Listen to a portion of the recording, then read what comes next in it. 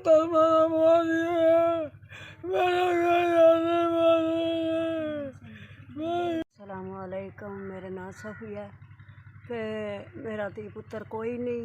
मैं अगे किसी का कम शम करके ते माँ का ढिड पालती रही हूँ। हुण ओहदी लत्त भज गई है।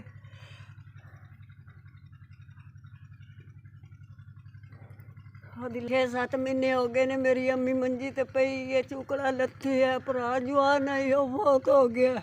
साडा अल्लाह तो बाद कोई आसरा नहीं।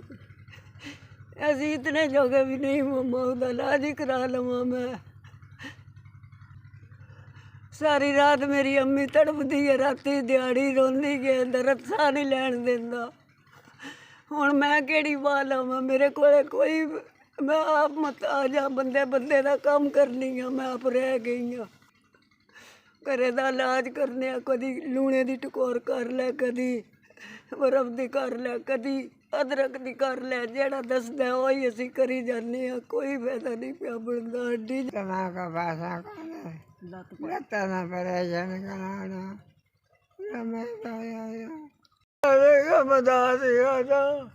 मेरे अवीरा 6,000 रुपया लभ गया। मेरी माऊ की लत्त भज गई है। 7-8 महीने हो गए ने, मंजी ते पई है। अल्लाह पाक तुम सुख देवे, अल्लाह भला करे जे, अल्लाह कामयाबियाँ दे जे, अल्लाह खुश रखे जे तुहाडे।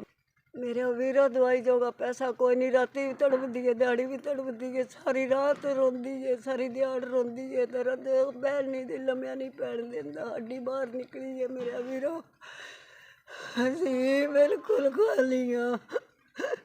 मैंने रोना रंदा मेरा पुत्र मेरे मदद कर चौके जाने कहना तो समझ 50 मेरे लात नहीं छाड़ने।